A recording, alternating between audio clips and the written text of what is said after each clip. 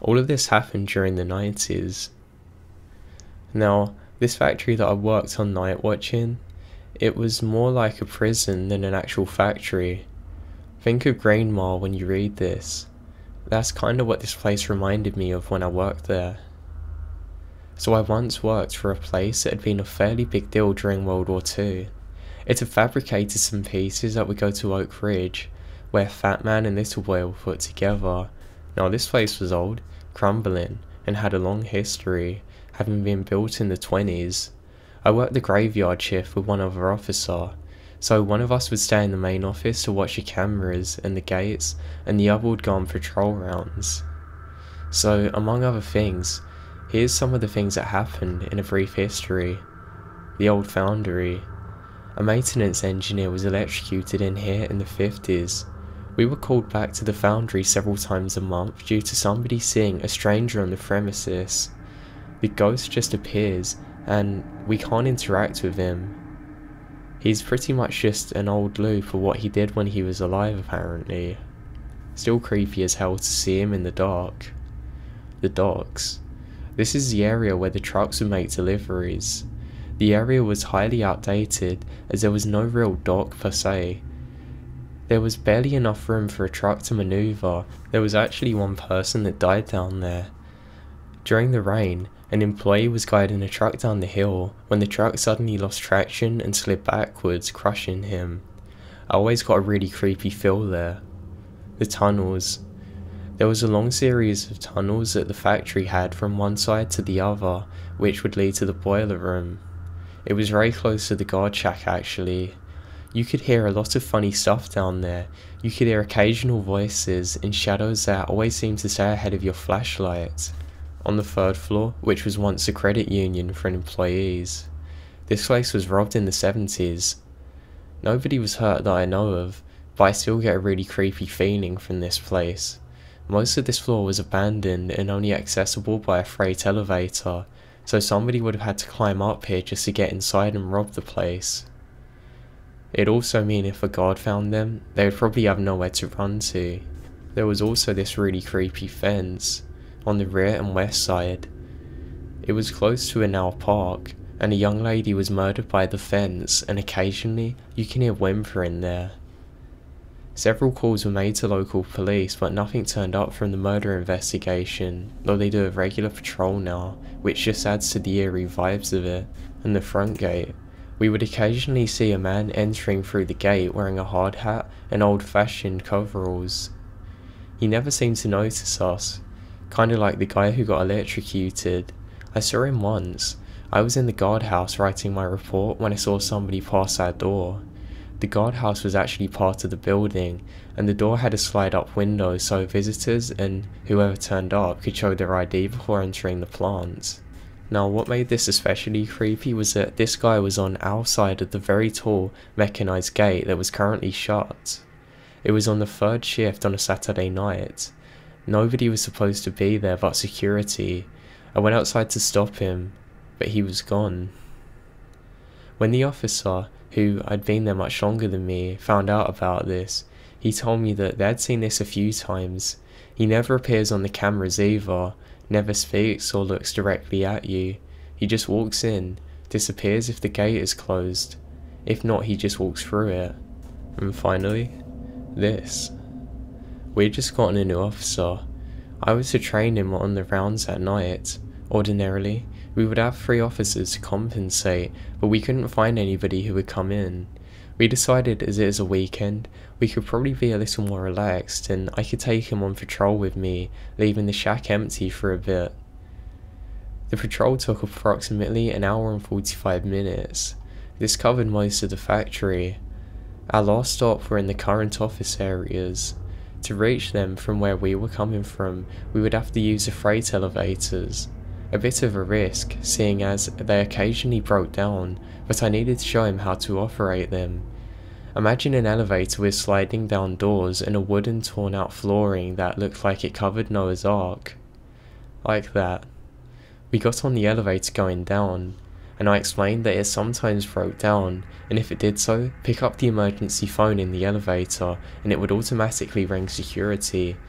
That's the only place it'd go to because it is the only place a cable was connected to. That is, to our desk. I picked up the phone to show him that it would automatically ring. Now the phone was really loud, so you didn't need to place it to your ear to be able to hear it. So it rang through. Hello? Who is this? What the hell? Somebody answered. I told them that I was security and asked what the hell they were doing in here. I was also curious how they could have possibly gotten in because we are literally only gone for like 2 minutes. They would have had to scale a 10-foot fence to get there. Now there was just static. We jumped off the elevator and skipped the rest of the patrol to get back into the office. When we got back to the office, the phone was off the hook. And the door, the only door into the office, had remained locked. The gates were shut, everything else appeared normal. I then checked on the cameras and found nothing. Just as I was doing so, I heard the elevator's phone ring. I decided not to answer it.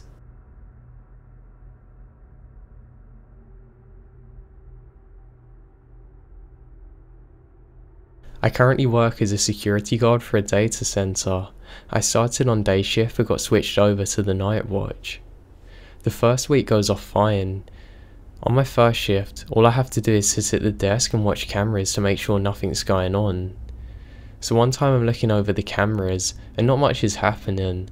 However, about 5 minutes later, I glance up again and see some black and white blob thing. It's on potato poor quality, so I really can't tell what it is. The protocol for this is to investigate and then report. So I walk through the data center to the back door where the thing should be, but it's nowhere to be seen. I look down both sides of the alleyway and don't see anybody. I know somebody isn't messing with me because they would have no idea what I had seen, whatever it was, and know to pull it away in time for when I investigated, as there are no windows. Double taking, I walk back to my desk and investigate the cameras. Whatever it was sitting there, but in a different spot. I sprint around to the back door, and I kid you not, there's a miniature cow figure staring at me with plastic eyes. Confused as anything, I look around for anybody, and there's no one around. I tap it with my boots because I'm sure that it's a trap, but it isn't. So I pick it up and move it away from the door. I close the door behind me and return to my desk. And sure enough, it's standing right in front of the front doors. I was terrified because there is no humanly way that anybody could sprint that quick and put that thing there in the time it takes me to walk through the building, as there are several ones attached to mine. Now I stare at it for a long time. I had enough, open the door and toss it into the dumpster. Everything goes calm again. About 3 hours later though, I look up and the only thing I see in the camera is that cow again staring at me lifelessly. I fall out of my chair and by the time I get up again, I can't see it. The camera is so high up, you'd need a ladder to place it there. No human alive could reach that high. I noped out of it and quickly left my shift early and never went back again.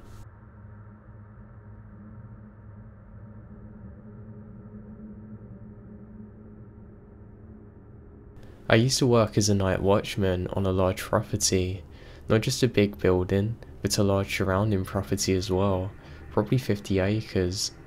Well, this property was not in the best of areas, and it was kinda secluded too, but it had a subdivision nearby.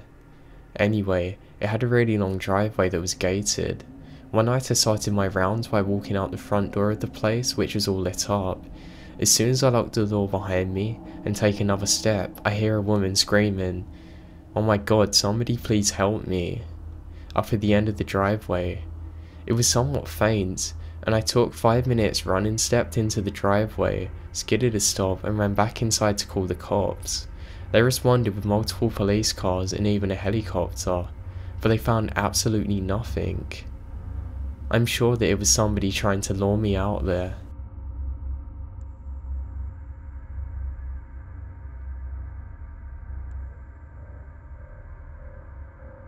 I worked a security gig in an abandoned hotel which sat directly on a river.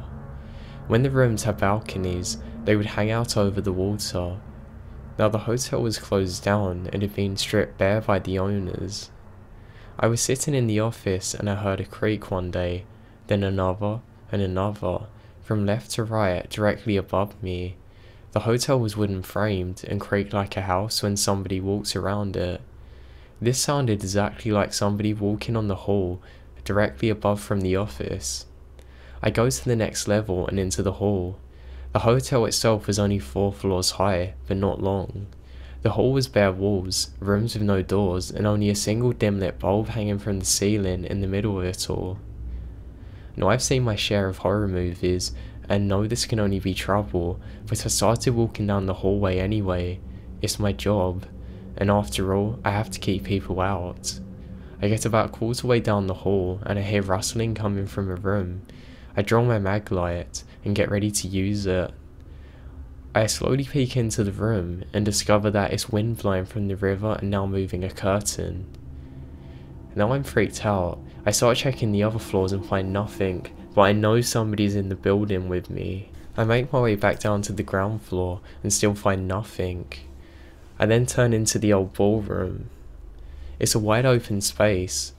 Out of the corner of my eye, I see somebody moving, so I turn round with my light ready to defend myself. That's when I realised that it was my reflection in the broken mirror on the wall. After that, I notes out of there and spent the rest of the nights in my car. I know I was just being paranoid, but I got a really creepy vibe. But about 2 weeks after that, the place burned down. If I wasn't in my car, then I would have been in the fire. I'm convinced that somebody was in there trying to hurt me.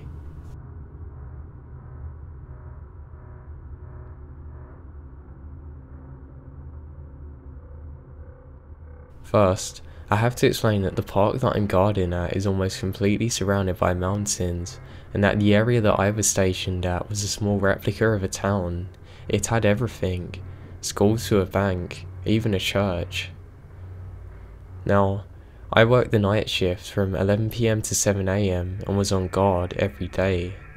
One time, at about 1 or 2 in the morning, while I was talking to my girlfriend, another security guard approached me and started to talk to me about random things, so I excused myself with my girlfriend and asked her not to hang up. The guard, who was wearing a completely different uniform from mine, said that he had been contracted to watch over the construction of a stage of pharmaceuticals fair in the park.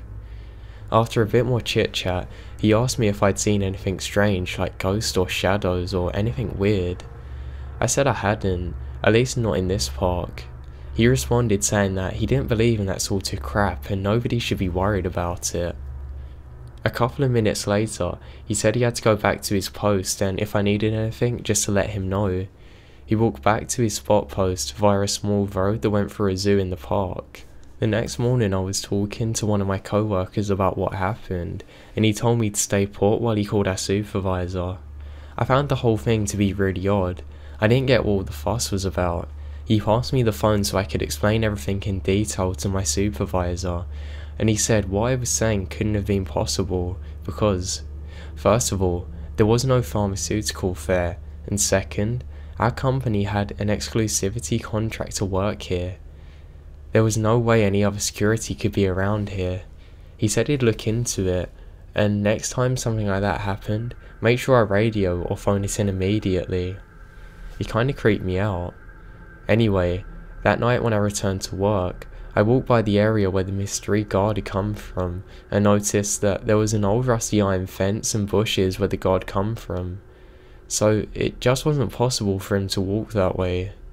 The fence was so rusted that it wouldn't even open, and the bushes were full of fern. No way a guy could go through there. That got me thinking that something was off.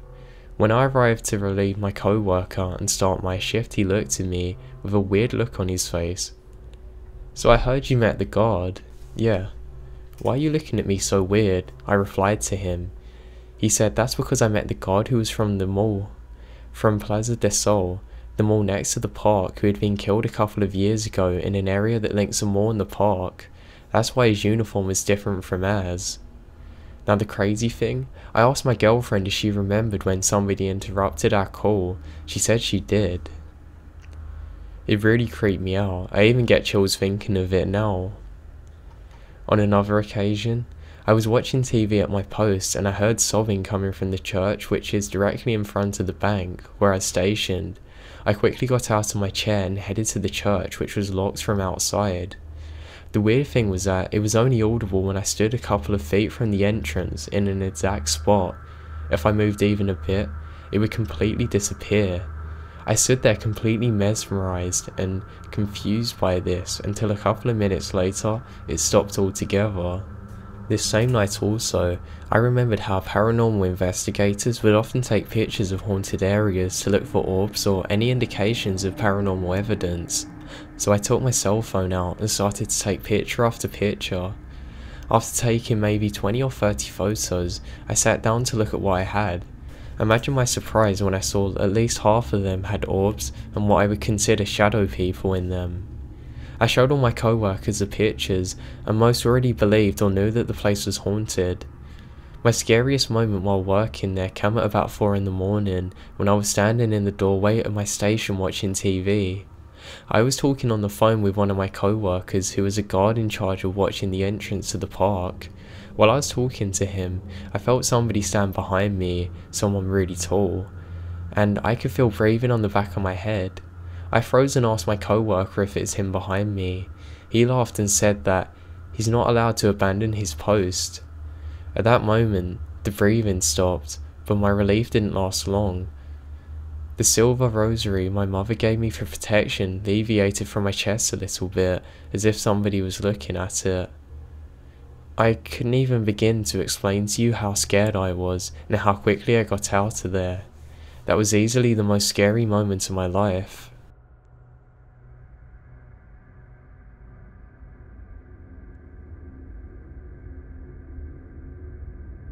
I worked in an abandoned hospital for a while, and it was full of creepy moments that seemed to happen every damn night.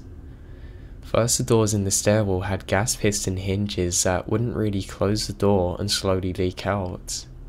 You would get to the other end of the hallway, and suddenly the door would slam really loudly as if somebody had slammed it. It took me a while to figure out what the hell was happening. The elevator doors were rigged together, so you would go from one floor to the next when the door opened, and the elevator across the hall next to you would be closing like somebody missed getting in. I don't know how this happened, and it creeps me out.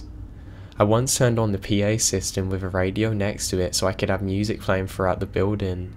I thought it was clever, until it's turned itself off when I was in another part of the building. I once walked into the emergency room and there was a bloody dude holding his arm just staring at me. I froze and we stared at each other for what felt like an eternity, plus a few hours. Then he tells me to let him in because his arm is hurt. I tell him the hospital is abandoned and he just walks into the darkness and disappears. There was this other time that I was in the pipe room and I look up to see that there was this Hills Have Eyes looking guy with crutches banging on the door. He tells me to open the door. He needs a ride because his van is broken down. This guy has his leg completely bandaged up and he seems to be in a lot of pain. I told him no thank you and he just laughed and again disappeared into the night. This job was so bad for my nerves that I had to quit it.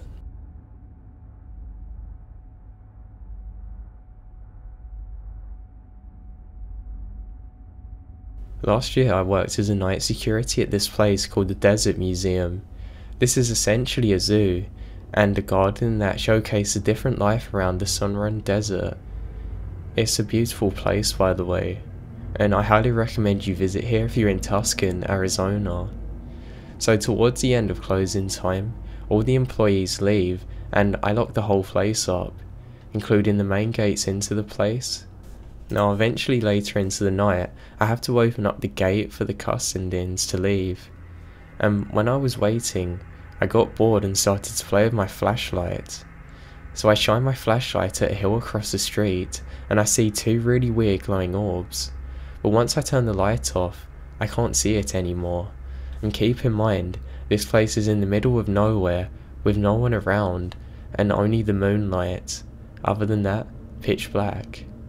I kept playing around with it, getting closer, trying to figure out what these weird reflective orbs are. That's until I realised they started to move, and realised that I'm an idiot because these glowing orbs, They're actually eyeballs. I can suddenly see that now it's a full-grown mountain lion that I've been messing around with for at least 15 minutes.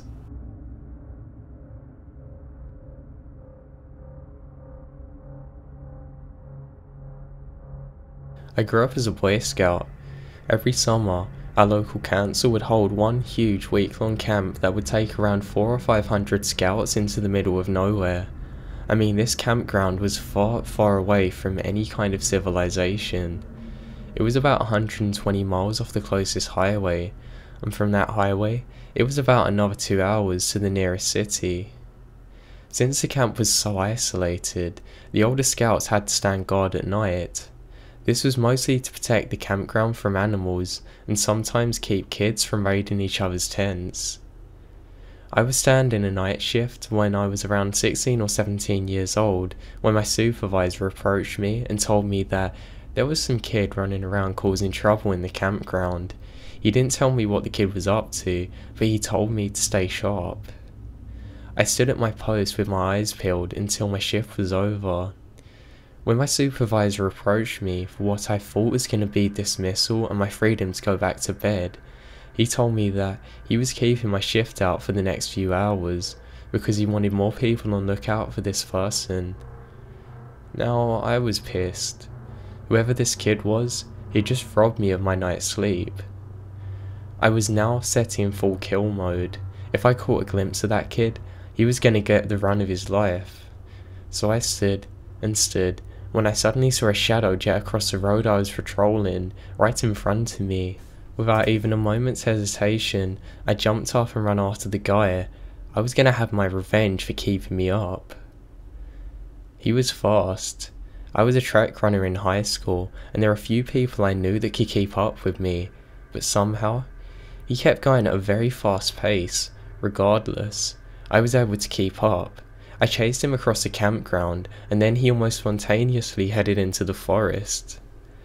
I was pissed. I was planning on getting my revenge, so I followed him right into the forest and kept chasing him. We ran for what must have been anywhere from 5 to 10 minutes, which at this pace we were running at was probably a good half a mile. Then, by a random stroke of luck, he tripped on a root by a tree and fell face first into the dirt. I pulled out my flashlight ready to arrest my suspect, but when I shined my light on the guy, I realised that I hadn't been chasing a kid. This guy was a grown man, dressed in all black, wearing a ski mask, and definitely was no Boy Scout. I froze, I shut off my flashlight, and just stared at this stranger that I had just chased deep into the forest, in the middle of nowhere, in the dead of night. I didn't know what to do. He was there staring at me from the ground, and I was above him terrified. Not one word was spoken, until finally, what seemed like after an eternity, the flight part of my fight or flight instinct kicked in. I turned around and started running back the way I come from as fast as I could. I didn't look back once to see if he was following, I just ran and ran and ran. I go back to the campsite. I found my supervisor and 2 other scouts standing on the edge of the forest where I'd entered chasing the man. 2 other guards had seen me chasing the man, but they couldn't keep pace since I'd run so far into it. My supervisor explained that he had known this guy was not a scout. He didn't want to tell the guards so they wouldn't panic. The stranger had been running around the campground the last couple of nights, but nobody knew why he was doing it.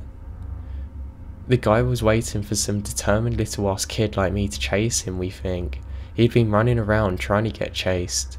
That's what's creepy. When I chased him across the campground, he was leading me into a specific part of the forest. There was forest everywhere, the part nobody could reach really. Now he was trying to take me somewhere.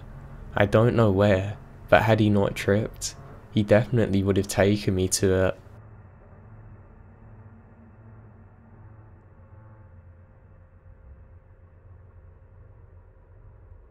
I was in Afghanistan doing a 3-day mission in a valley that we've never been in before.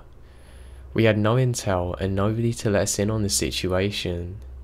Think of this as going in dry. We were just there to determine whether or not there was a threat to future supply routes. We set up our camp at an old hotel-like structure. It was a recreational centre built like a cheap hotel. It had been bombed to hell too.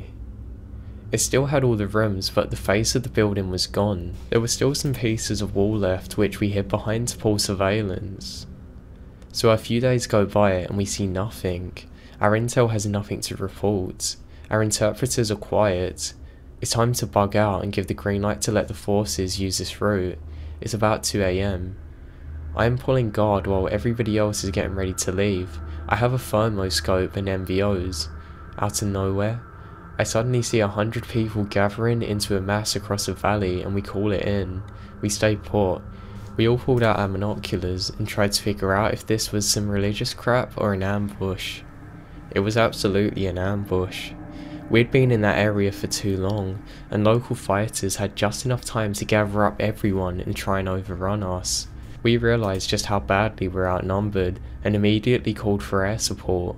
The French owned the battle space at the time and they had tigers there within minutes.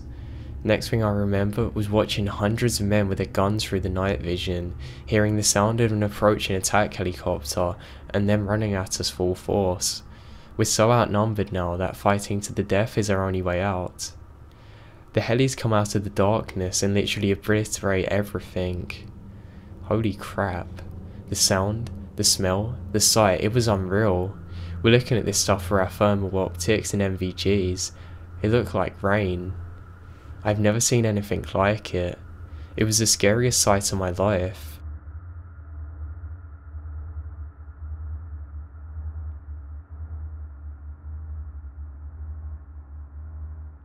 I was security forces at Candana AB in the early 2000s in the munitions MUNS area at the base that was probably bigger geographically in size than the fighting line and cantonment areas combined.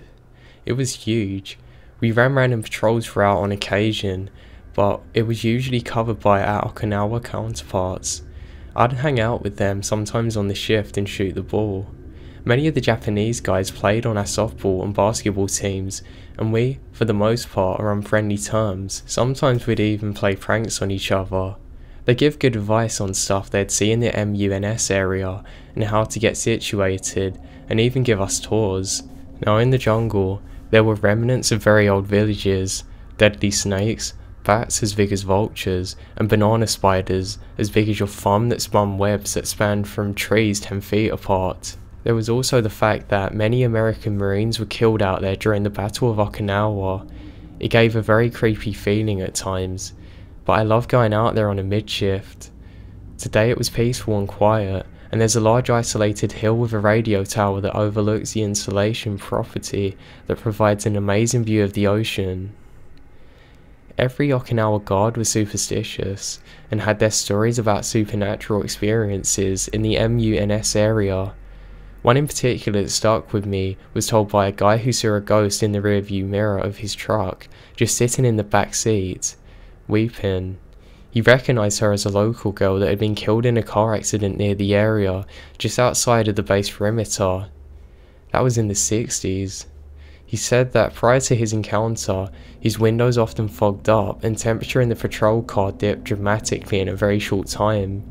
His reaction was to quickly ditch the car and run. You could tell that he was very scared by this experience, and a lot of emotions come out when he told me it. It seemed pretty creepy. I eventually got orders to Korea and decided on the last visit to the MUNS area before I got changed stations. It was my first time going solo, but I was shift supervisor and just wanted a little solitary for at least an hour or two. There's a road to a bunker that is said to have been the site of a vicious skirmish during the Battle of Okinawa, where our Marines were ambushed on both sides by the Japanese and the entire company was almost wiped out. I wanted to visit it. It was past midnight. I got directions from the Japanese entry controller to the area. He said I was crazy to go alone. As soon as I rolled over a hill to enter the road to the bunker, my windows fogged up, the temperature dropped significantly, the hair on the back of my neck stood on end. I had goosebumps and black emptiness in the pit of my stomach. I stopped the car, killed the ignition and stepped out, making a concealed effort to not try and look into my rearview mirror, into the back seat. I took some deep breaths, It was hot and muggy, just like you'd expect in a jungle, but it was quiet, too quiet. I could hear muffled traffic from miles away. I could hear a motorcycle pushing through some of the higher RPMs in the distance. Then it faded, and then I was left with the sounds of bugs and critters going about their business. Then, suddenly, on both sides of the bushes parallel, there was really loud rustling sounds. Whatever these things were, they were moving quick and there was lots of them and they were big. My first thought was that surely these are the wild dogs that had ran rampant throughout the base. But it was strange that they were split on both sides of the road and there was too many trees moving for them to be just dogs. That was enough for me to seek shelter in the back of my cruiser. Before I got back in, of course I shined my flashlight in the back to make sure nothing was in there. I rushed back to the entry control point and I spoke to the Japanese guard about my experience. He was convinced that I had an encounter with the paranormal.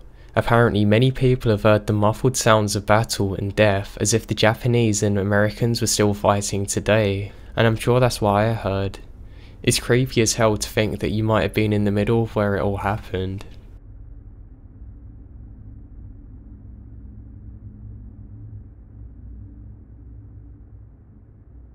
Back in 1984, the year I graduated high school, I took a job working the overnight shift at a convenience store in my hometown back in rural Ohio. The job was not only night shift but night guard too. The town was and is a tiny place. There's less than 2,000 people there. The place that I was working at had only been open for a few nights too, so often I'd only see a handful of customers, often less.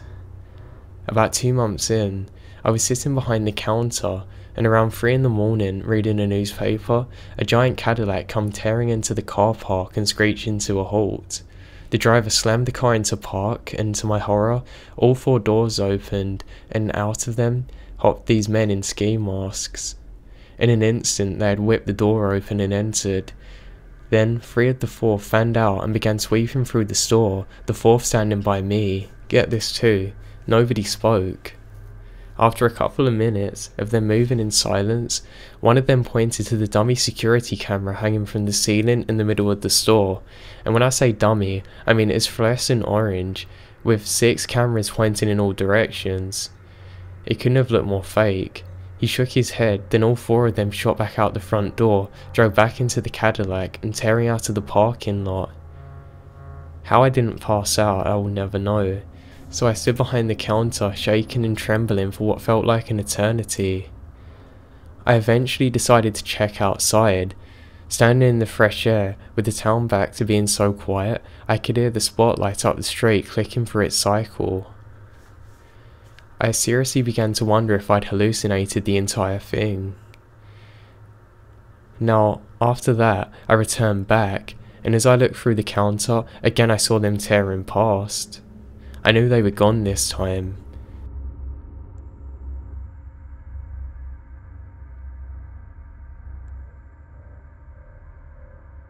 When I was in the 7th grade, I was living in Richmond, Virginia.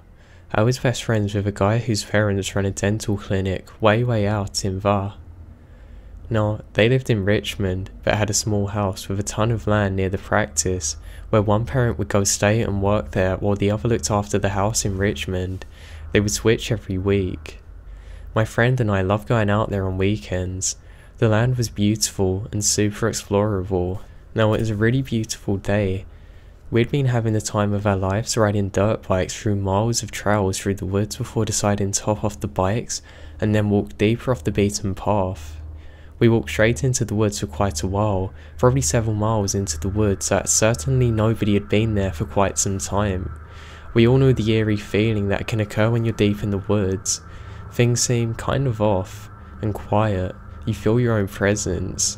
Now, we'd both stopped talking at one point, and I think we both felt it when we come across a wooden structure. It was clearly a dwelling and clearly hadn't been lived in for decades upon decades. It was very well built. Seriously, it looked like it was built into an almost frontier style, but it was still very much standing. That's when it happened. The deep silence was pierced with something that I can only describe as a banshee scream. It came from each direction at once and physically hurt our ears. We turned and ran. As we ran, we hear the entire building behind us collapse in a grand fashion. The scream is now supplemented with the splintering wood being torn apart and falling to the ground. We never looked back as we ran. Being a 13-year-old boy, I was much braver than my current 21-year-old edition. We ran for a while, caught our breath and immediately went back. I seriously can't even imagine having those brass balls today. I don't even know what we were expecting to find, but it was creepy. There it was, perfectly untouched. The building we heard that sounded like it had just come down like a freight train, almost like it had never been touched. We entered. There were dirty floors and some old handmade furniture, like chairs and a chest of drawers. Those were immediate signs. We walked through a doorway and were greeted with the sight of what I can only describe as piles of rotting, blood-stained clothing, and 3 nooses hanging over a beam in the ceiling. We ran almost as fast as the first time, wordless, to our dirt bikes, rode home and didn't sleep a wink that night. I do believe in the supernatural, and I see no logical explanation for what we both saw, even to this day now.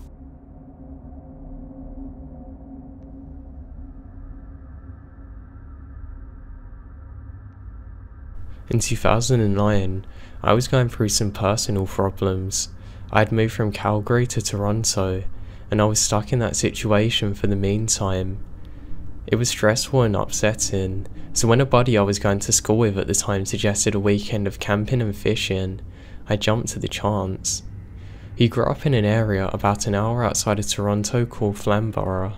It's really beautiful, lots of lush forest, farmers' fields, and small rivers and creeks. We decided to camp and fish along a creek called Grindstone Creek. It's close to some wetlands and the fishing is supposed to be great there. We ended up setting up our camp on what was probably farmers' fields. I'm guessing we were trespassing on our part. We were bordered by a gorgeous forest. We spent the evening fishing, shooting the shit, and drinking some quality craft beers. As it got darker, we made a little fire and roasted potatoes and hot dogs. All in all, it was a great night. We turned in just before midnight and shared a tent. Now my buddy had fallen asleep before me, and I stayed up playing on my phone until probably about 1:30 AM. I must have drifted off because the next thing I remembered was being woken up by a high-pitched yiping sound. I was kinda groggy, and it took me a moment to fully wake up. The yiping was constant and sounded like a weird coyote. I laid there for a moment listening, and then started playing on my phone again. The noise was annoying as hell. I tried to ignore it, but it sounded like it was getting closer. Finally, it sounded like it had to be no more than 10 feet away from our tent. At this point, I was getting a little unsettled. I had seen coyotes in Calgary before, and I thought of them as pretty harmless. They never looked much bigger than a small dog, but what if this one was rabid or something? What if it could smell our food? I have an anxiety disorder, so I was prone to worrying about these type things. I nudged my buddy to see if he was awake. He was. The noise woken him too. We discussed what to do about the coyote, as we hadn't brought anything to scare off critters with. Not a BB gun, nothing. Finally, he decided he would shine the flashlight on it and holler a lot. Maybe that would scare it off. So he unzipped the tent and I watched him pointing the flashlight out into the darkness. I'll never forget what happened next. His legs suddenly went all wobbly and he sort of stumbled backwards into the tent. He had a really dumbfounded look on his face when he looked at me and said, "It's not a coyote, it's a dude. It's a dude." Normally I would have thought he was messing with me because I'm a big wimp and don't even watch horror films, but I've never seen somebody look that scared, so I knew that he really wasn't messing with me. The weird yiping and howling type noises were still going on, and in retrospect, it really didn't sound like a coyote, but I guess in our groggy states, it was a way for our brains to make sense of it. Anyway, he kept telling me just to look out the tent flap to make sure he's not losing his mind. At this point I was having a full-blown anxiety attack. My heart was racing. I felt terrible, but I had to look. So I slowly peeked out the flap, waiting for my eyes to adjust to the dark. That's when I saw him. He was standing only a few arms length away from the tent. He was swaying a little, wearing a baseball cap. What made it truly awful and really creepy was that he was wearing women's lanier.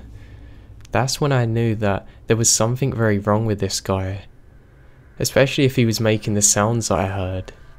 After I pulled my head back inside my tent, my buddy and I discussed what to do.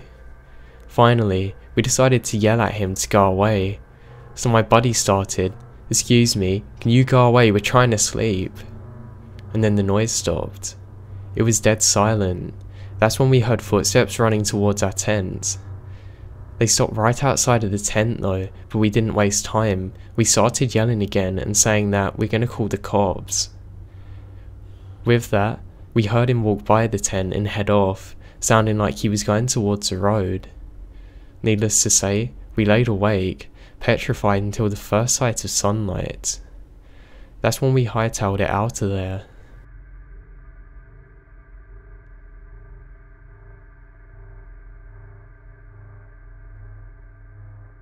So normally, we wouldn't go into houses that they were building because we figured it probably wasn't safe. We were kids though, and eventually curiosity got the better of us and we went inside one. It was in the early stages of construction, so basically just a house frame and foundation. We hung around it for a bit and realised that there was nothing fun about half-built houses, so we headed home. About 2 hours after we got home, we hear sirens and we look out and see a fire truck heading into the woods. The fire dep made sure nobody went into the woods and there was a small crowd of people formed by the entrance. We asked around for a bit and eventually we found a fireman who told us that the house was burnt down. Turns out that this was the house that we're in no less than 2 hours ago, and it was an arson.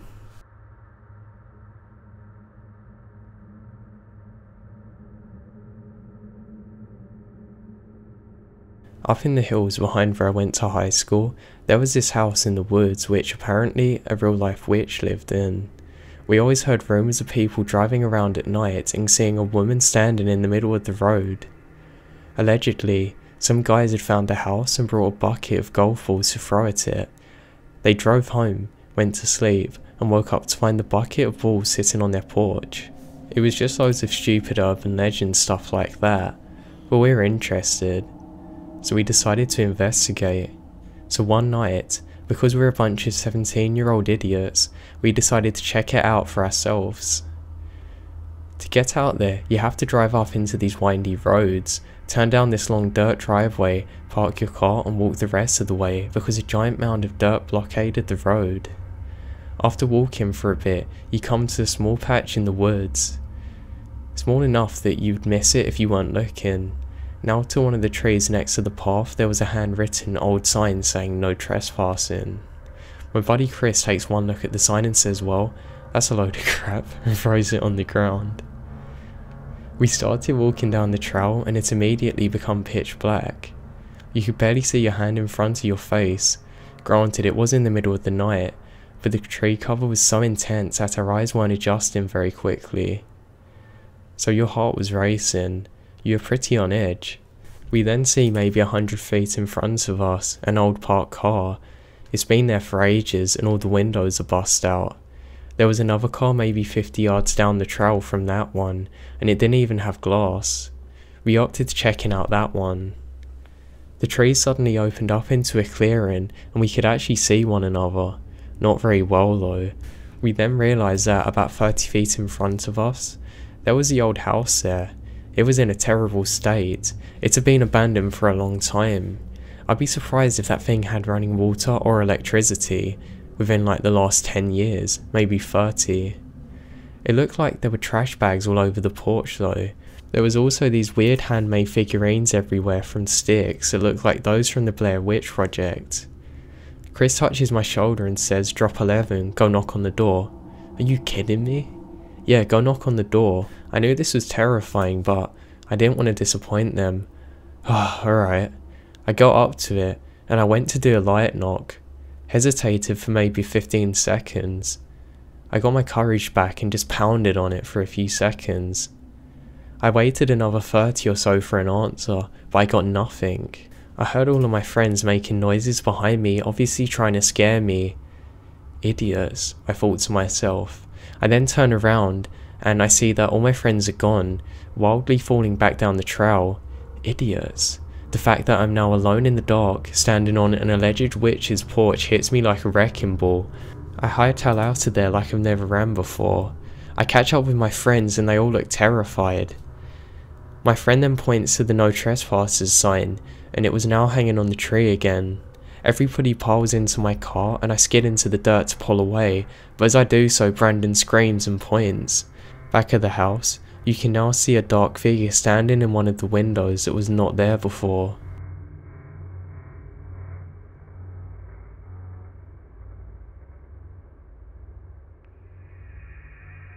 I was camping in the Florida Keys one winter.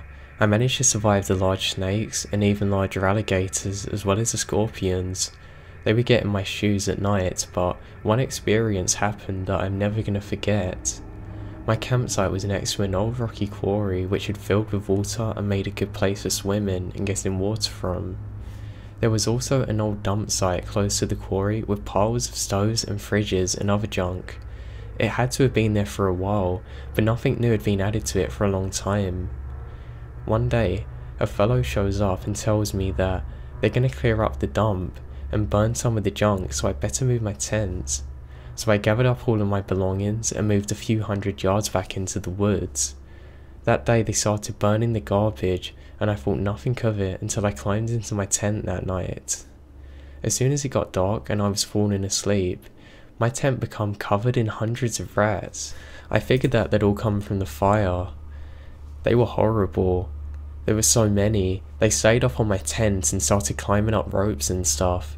I decided to start a fire and stayed up all night hoping that they wouldn't return.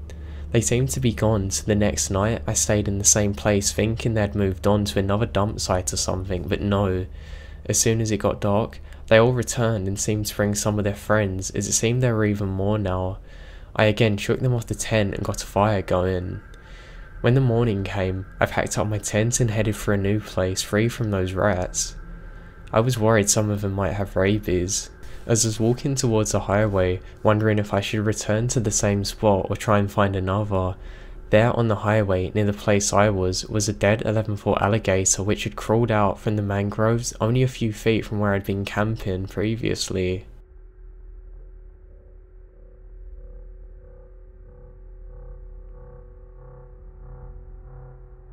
When I was young, my dad lived in an old log cabin about 15 miles west of the Cerrendon, WY, in the foothills of Bighorn Mountains. Every summer when I was visiting, we would go up into the mountains backpacking and fishing for 2 days every weekend. We would park our truck, hike into a remote area, fishing for trout along the way, and make camp wherever we ended up. We encountered a number of strange and creepy things and got into some more scary situations with wildlife, but the one that sticks out with me the most was an ancient abandoned camp we found. We were hiking down a very steep slope to get into an area of the creek that had been dammed up by beavers. I was hoping I could catch some big trout, so I quickly climbed out onto a ledge and was looking for a way down when I saw a stock and an ancient old rusty rifle sticking out of a tree. This is where the tree had actually grown around the barrel. It was about 10 inches above the ground. My dad and I climbed down to check it out, and we found a small cave at the base of the rock formation, only about 12 inches deep, which would make a nice natural shelter, but a really terrible place to set up a long-term camp. Inside we found a bunch of really old stuff, 3 heavy gauge unopened cans of food, a very old cast iron pot that had rusted holes throughout the middle of it, a crusty old saddle and bridge set, and a very deteriorated heavy wool blanket rolled up and tied with a leather belt. We unwrapped the blanket and found several personal items, including a rusty old cap. There was an old revolver, as well as some rounds. There was a powder horn with no black powder in it, tarnished old cartridges, a straight razor, and most upsetting was a shirt with holes in it, and it was obvious it was blood-stained. As we stood there thinking about what all of this meant, it occurred to me how remote this place was, and even in the time of July 1985, and the fact that whoever owned the shirt had been very injured previously, stuck on a steep slope in the middle of absolutely nowhere, is when I got chills down my spine. The only thing that somewhat dated this fateful campsite was a pistol and rifle. Both were made somewhere in the 1870s according to my father. There's no way to ever know what happened to the man who owned all of this stuff, but the fact that he or someone he knew was obviously shot twice with either a gun or arrows, all of his belongings were sitting right there where he left them possibly over 100 years ago. It was unlikely that he would have left this area alive. Discovering what amounts to a 100-year-old crime scene in a very remote area gives me sadness. It upsets me a lot knowing just how hopeless and alone this guy must have felt when he died.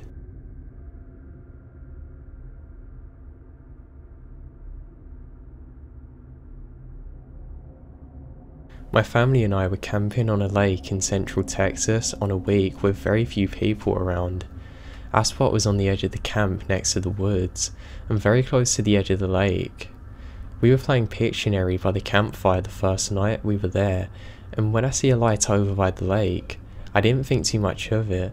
I was still focusing on the game when another went by, and at the same speed following the same line.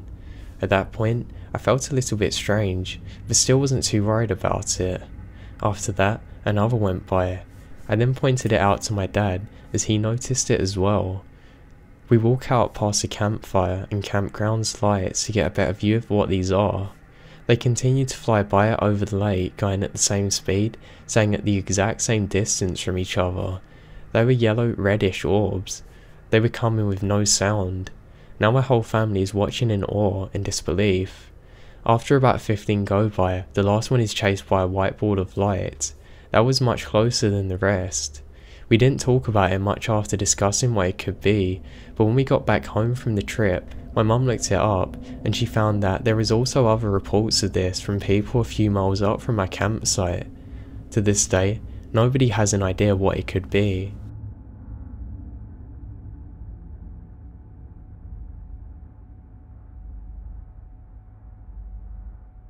I went out camping with a summer program when I was 16. 12 other guys being managed by 4 adult men, and we were having a great time. S'mores, hot chocolate, campfire stories, the works. We all had to be in our tents, either asleep or quiet by 11. Now I shared my tent with 2 other guys. We were just staying up talking, typical teenage guy stuff. As one of the guys is talking, I started to hear heavy breathing nearby, like somebody had just been running and was trying to catch their breath. I ignored it and kept listening. I figured that I'm just kind of hearing weird stuff where I'm tired, or that it's one of the guys messing around with us. Then we hear, "Please help me," from outside. It didn't sound like anybody we knew, and it sounded like an older person out of breath.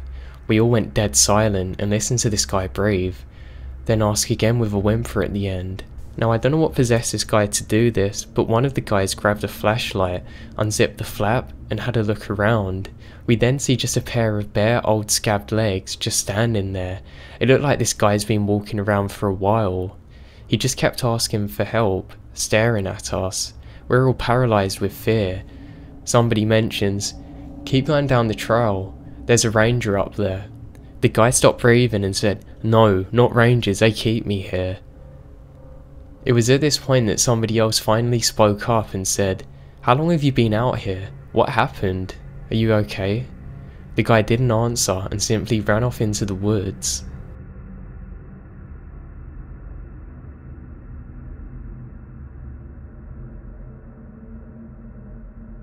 I once went camping up in the Allegheny National Forest. Me and some buddies were all sitting around a fire talking to each other. As it got a bit later, we kept hearing things landing around the ground all around us. There were rocks being thrown at our tents and towards the fire. Nothing too absurd. It could have been hooligans nearby in a campsite, but looking around the area, we saw nothing. Anyway, it eventually stopped and we got back into our tents. A few hours later, we heard this ear-piercing sound that sounded as if a woman was screaming while running for our campsite, but much raspier. It was very unsettling. It's the most scariest thing that's ever happened in my life. What creeps me out though, is there's no explanation to this.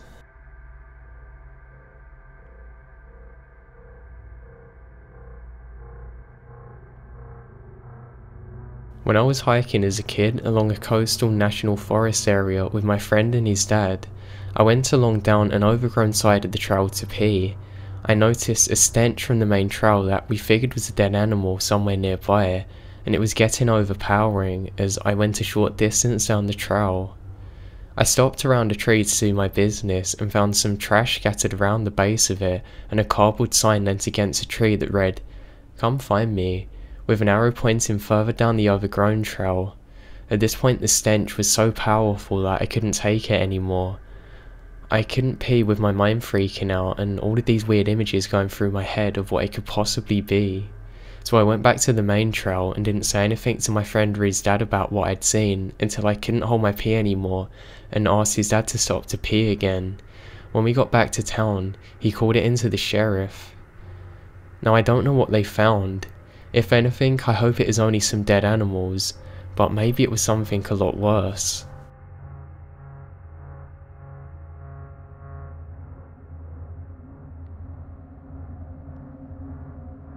A few friends and I do a yearly camping trip in the Manstey National Forest in northern Michigan. One year we decided to try a new spot by the river for easier access to fishing, kayaking, etc. Needless to say, this spot was very remote. We had to backpack in and drag our kayaks through the woods just to get there. Now this is all state land, so it's basically find a spot and set up wherever. It was early June at the time, so we weren't worried about people out there or hunters or anything like that. We arrived during the day, and after our first day there, we set up our tents and hit the river for the rest of the afternoon. We got back right before it got dark and started a fire. Now everything is peaceful. It's a really nice night, until all of a sudden a big glowing fire appears about 300 yards away. We started hearing chanting and look a little closer and noticed the glowing seems to be getting closer. People appeared to be burning across. About 5 minutes later, gunfire erupts. And I mean erupts. There must have been at least 10 different guns going off just non-stop. The gunfire eventually stops and some chanting continues. There's at least 20 of them there. We left all our stuff and got out of there real quick. We went back the next day and got our tents and found that nobody was in the area where we camped that night. To this day, we have no idea what it was. It could have been some kind of weird cult or just some weirdos out in the woods. Really creepy, especially considering how far out we were.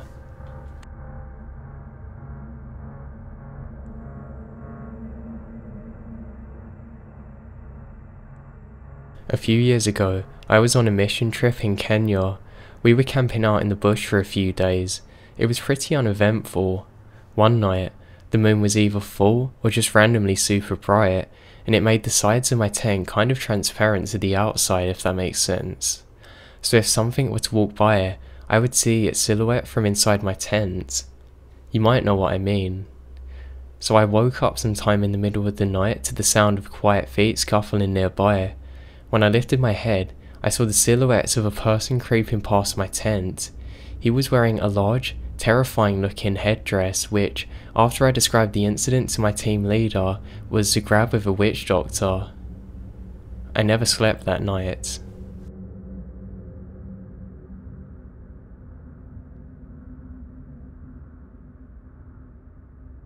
I was out camping in the Cthulhu Valley on the Big Islands of Hawaii.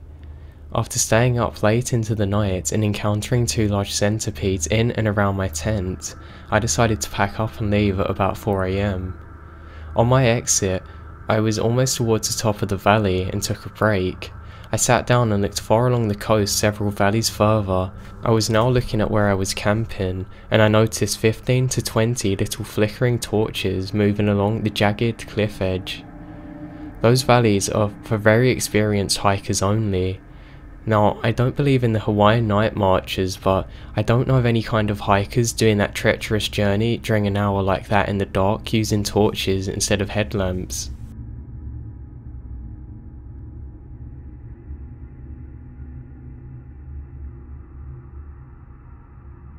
My friend and I were visiting the St. Helens Mountain. We were sitting in the car parked up in an area eating. It was raining and the windows were a bit foggy and it was getting dark. There was a knock on my window. Multiple knocks. We were both startled, looked at each other. There was no one else there. I looked outside the car and there was literally nothing, and we were parked on the side of an embankment. I rolled down my window and looked out. There was no one. We then sped off. It was super terrifying. Later we read in the park flyer that a man died there during an eruption. This still creeps me out thinking of it because I'm sure it's his spirit.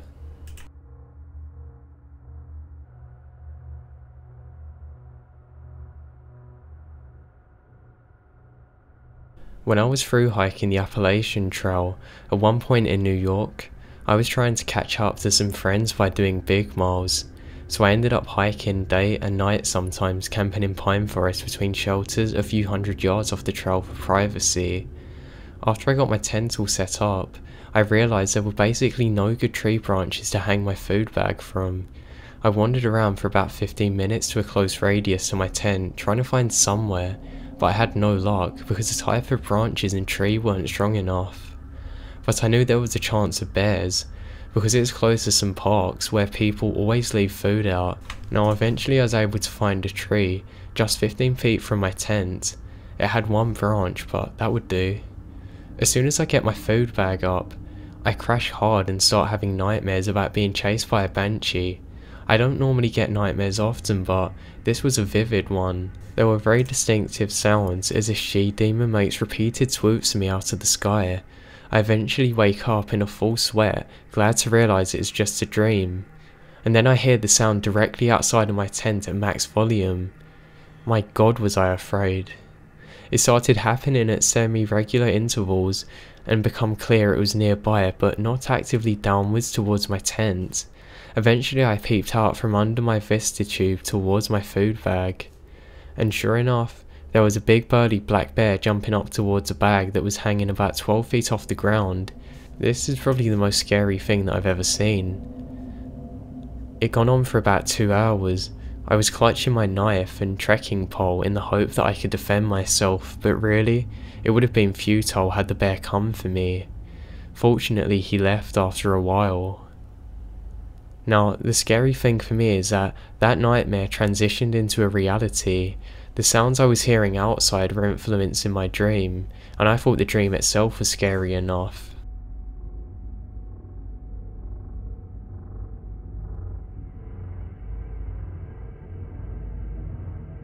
So I was in Zimbabwe on a hike with 2 adults and about 12 teenagers. We were not following a path, and just using a map on a 3-day trip to these waterfalls. We come to a dam with a 20 to 30 meter area of beach sand. This is very unnatural and caused a lot of discussion. Where the beach stopped, there were these granite boulders and large rocks. It was very attractive and we decided to set up camp early. 1 hour later, somebody finds this cave. The mouth was small and we had to go down on all fours to get in, but we're inside now. Wow, was it beautiful. It was 3 meters high and 10 meters long. There was a crack in the ceiling that allowed a beam of light to come through. Naturally, the majority of us wanted to sleep in there.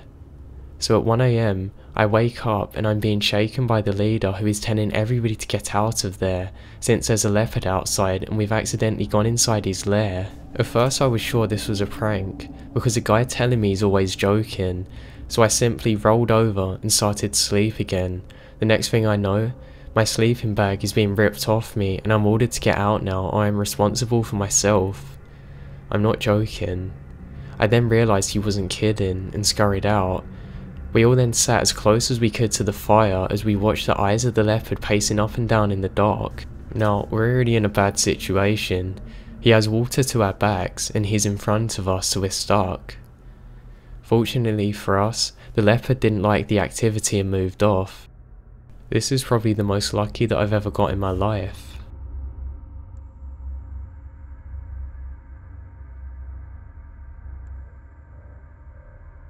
About 3 years ago, I went on my first wildfire.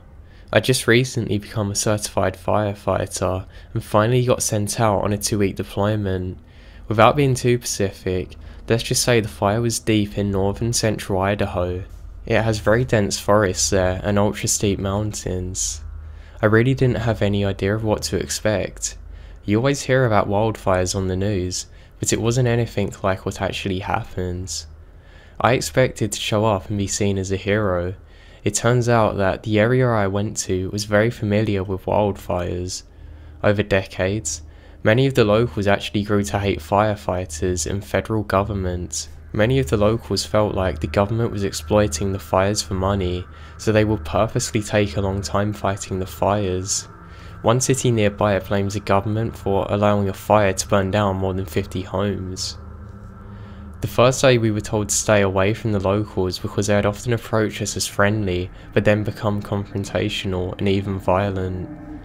On our way to the fire lines, there were signs hung up everywhere saying things like, "Turn back now," or "I hope you burn in hell." Needless to say, it was a little unsettling, but we continued for a few days without issue. A few days later we got assigned to a new area.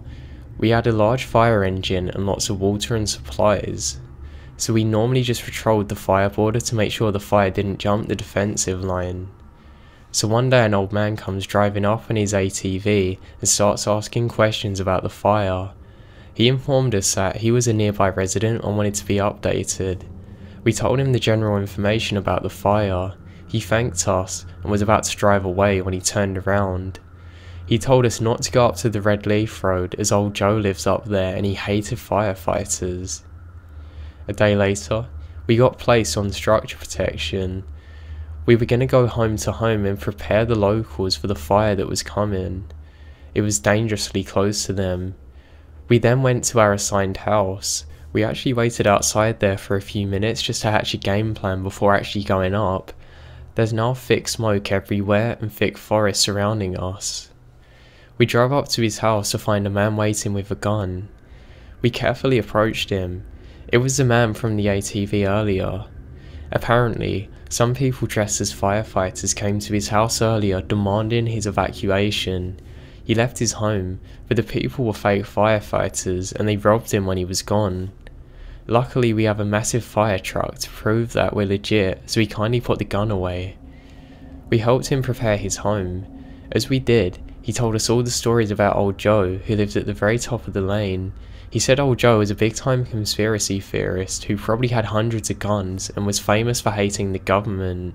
Now nobody really knew exactly who he was.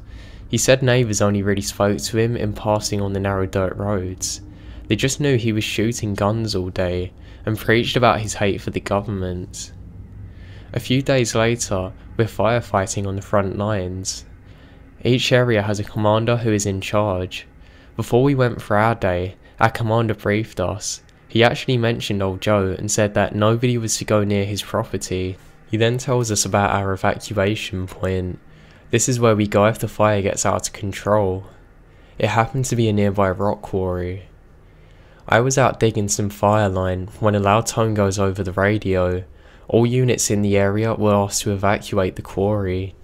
After arriving at the point, we were told that somebody spotted a new fire forming below everyone on the main fire line, including me. This is especially dangerous because fire moves uphill very fast. It was also so smoky that you could barely see 30 feet in front of you. A fire could easily surround you without you realising.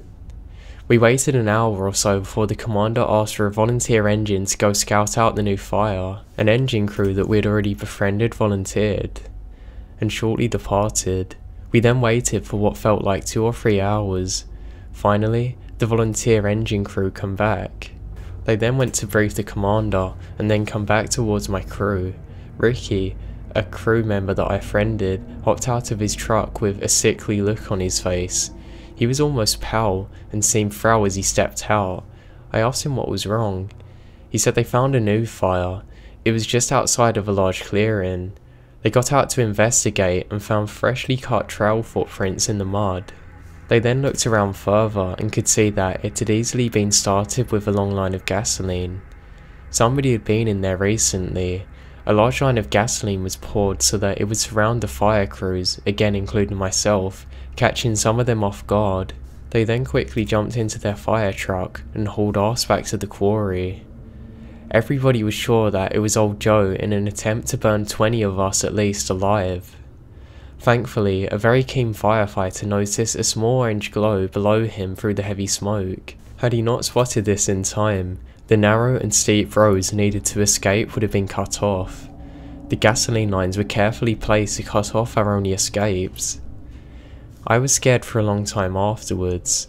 There is something extremely unsettling about knowing somebody was plotting your death, especially when you're completely unaware.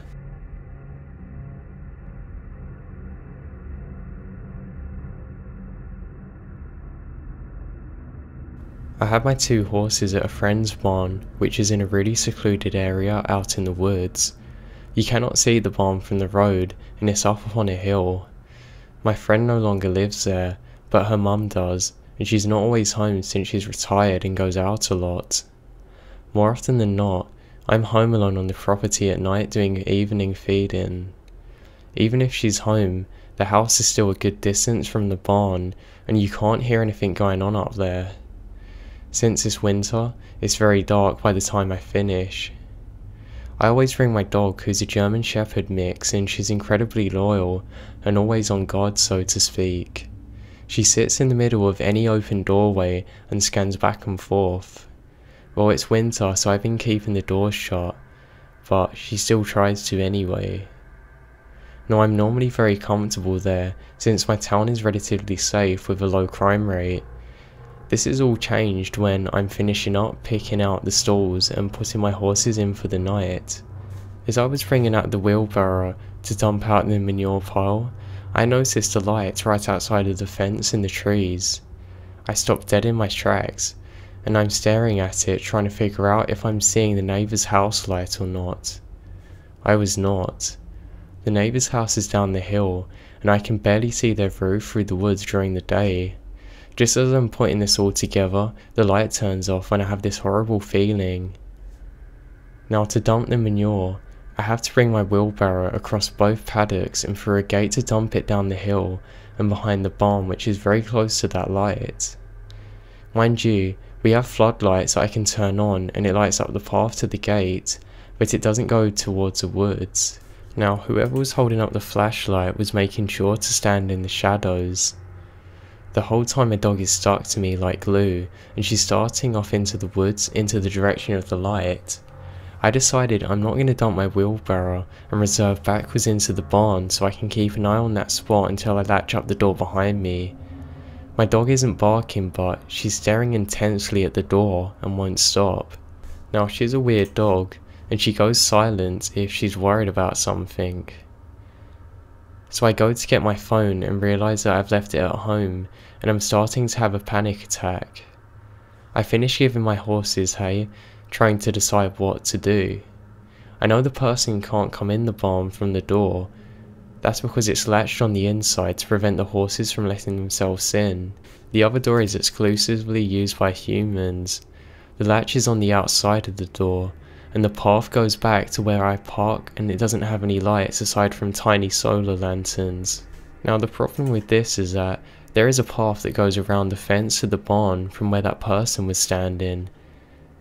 They could come and I would never have seen them. I've never felt so vulnerable in my life. I grabbed a rusty screwdriver and decided that I couldn't stay there forever. I decided to tell myself that maybe it's just a hunt tracking animals that cross the paths of me. I shut down the barn and run to my car with my dog on my heels. Me and my dog jump in my car and I lock the doors. I turn on the headlights and shine them up the hill, but I see nothing. I got home and told my boyfriend what happened, and he's not happy at all and decides he'll go with me from now on. I tell my mum's friend what's happening, and she said that she'd keep an eye out. She informed the neighbour, who said he'd also do the same. Everybody thinks it must have been a hunter. About a week goes by and nothing happens. I decide it must have been a one-time incident, and my boyfriend starts staying in the car to stay warm while I go and do my chores. It then happens again, and I text him, and he comes up but they're already gone. I saw a light one more time further off into the woods, but it was so brief that my boyfriend didn't see it. It almost looked like somebody was checking the time on their phone since the light was bluish and not yellow like the last two. We got some trail cams and installed them into the wooded area around the barn. Now, whoever these people were must have seen them and kept going around them despite moving periodically. They are chained to the trees and have a padlock on the compartments, so they can't be accessed unless we want to get the SD card. I've also been padlocking my barn at night just in case they're looking to steal the equipment. We called the police and they said to call them if I see the flashlight again. Ever since I called the police, I haven't seen the flashlight in the woods. Nothing has come up on my cams, but I know somebody's out there watching me. I'm terrified to take care of my horses at night. I don't know what to do. The other morning, I let my dogs outside while it was dark, and my little Doxy was barking at something off in the trees on the side of my house, and I started to have another panic attack. I know it was probably just one of the stray cats that the lady had down the road, but it scared me. My boyfriend insisted on going with me every night while I do the feed and chores, but I hate the fact that I don't feel safe anymore. I'm now terrified of being anywhere alone. I've never been so afraid of the woods at night. I never felt this fear before, and my family just thinks I'm overreacting. The worst part is that the property is right up against the state forest. They could literally be coming from any part of the forest. I feel like I'm going crazy. I don't know if I'm being stalked or if they're thieves trying to break in. I just know that I don't like it.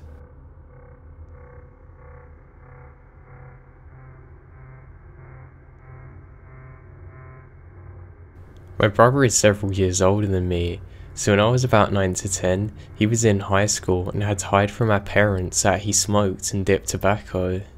As a result, most days of the week after he got home from school, I was homeschooled, we'd go out to the woods for an hour or so. Now, we already lived way out into the country in an already rural part of East Texas, so there was plenty of woods to explore. The land south of our house was all owned by a mining company, and my parents didn't want us going out there, so we always had to cross a fence to the north of our home and explore the woods out there. It was very likely somebody's property, and we had no business being on there, but when you live out in the country, you'll figure you'll have plenty of time before you accidentally walk into somebody's backyard. A few months of venturing out into this area, never travelling more than an hour's distance from our house and always in daylight, we decided once that we'd keep on walking. As we were walking, my brother smoked and spat into a Dr. Pepper bottle. We entered big pastures and drove back into deeper woods. Whenever we've talked about it, we've always said that we must have travelled at least a mile, but we're sure that it was even more than that. Now eventually we come across a circular pond. I distinctly remembered having a much higher rim on one side. My brother explained this was because a tractor had dug it out and piled up more dirt on one side than the other. We kept going past the pond and entered another patch of woods. As we come out of there, we saw that the tree line curved sharply off to our right and opened up wider, far wider. We went in that direction, and I know we suddenly come across a very large white building surrounded by a high fence. There was a gate large enough for vehicles to move in and out of, and a dirt road leading away from the facility. We could hear activity and see that people were walking around the fence. Now my brother's gonna say his part of the story. At that moment, we both felt the spine tingle in terror, alerting the body that something was very wrong. We weren't supposed to be there. I was sure that, at the very least, we were going to get into some serious trouble. So we're standing in the middle of a clearing at the facility, and it's obvious that this is somebody's property. I remembered standing there for a moment longer, asking my brother what this could possibly be. He told me something along the lines of, "I have no clue, but we should really get the hell out of here." The tone of his voice truly freaked me out, and I remembered running hard back the way we come from, crossing the same pond and cutting across a path as close as possible to the route that we travelled. When we finally stopped, out of breath, my brother told me that in no way, shape or form would I utter a word of this to our parents. They would be furious at us, so we decided not to.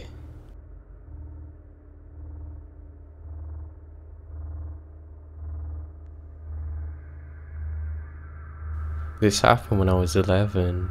I have an older brother who was 16 at the time, as well as two younger brothers.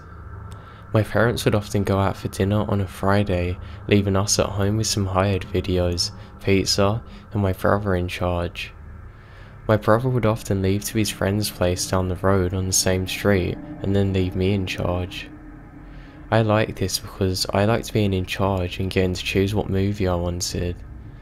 This Friday night, it was stormy and raining on and off.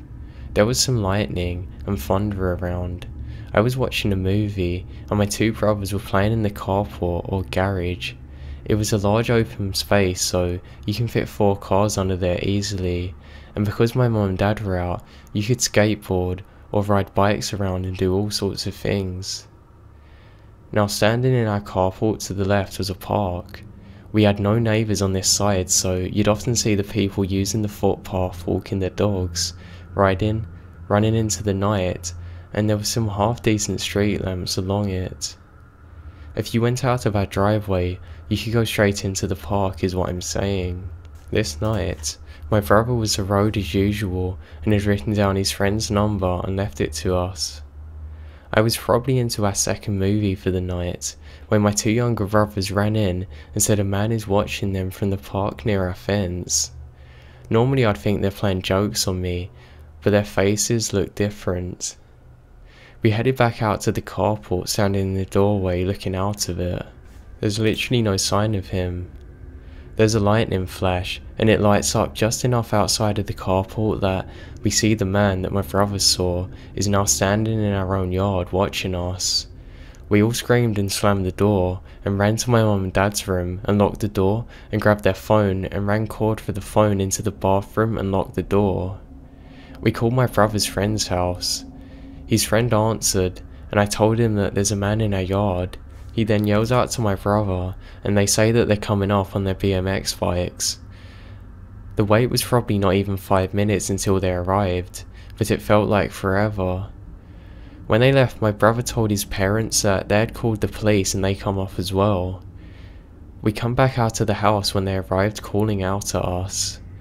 When they arrived, they said the man was gone. Soon after, the police arrived, and then another vehicle that went up through the park. Unfortunately, the police never found him. Now, I don't recall hearing the man was ever caught or anything. Years later, when I moved out and my younger brothers took over my room, my dad told me that one night my younger brother woke up my mum and dad white as a ghost, saying that there was a man standing at his window saying, "Hey, are your parents home?" My parents never told us any of that at the time, but they decided to fit some iron bars on the window for protection.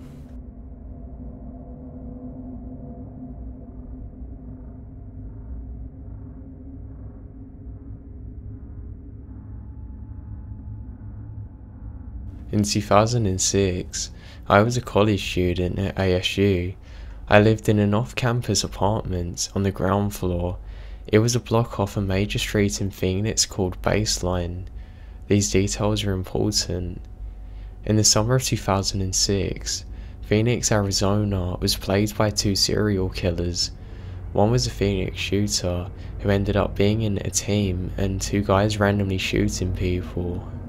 And the other was a Baseline killer, a rapist murderer, having 2 serial killers put the entire city on edge, and everybody was talking about it. So the 2006 semester has started. Now, you may have heard this, but Phoenix is hot in August. It would get stuffy in my apartment, so I'd leave the window cracked just a little bit open to let the air in. The blinds would provide the cover. Anyways, one morning, a strange sound woke me up. It was at the crack of dawn at 4:45 AM, and the sun was barely coming up. The sound was a tapping sound, and it seemed to be internal, but I thought it could have been a bird or some branches or something trivial. I ignored it, and it went away for a bit. After about 90 seconds of silence, the tapping returned, and it was absolutely purposeful. In my mind, I thought it was my boyfriend, who thought it was cute to try and scare me sometimes. I decided that I would be a bit of a brat and make him wait, but I also was getting angry.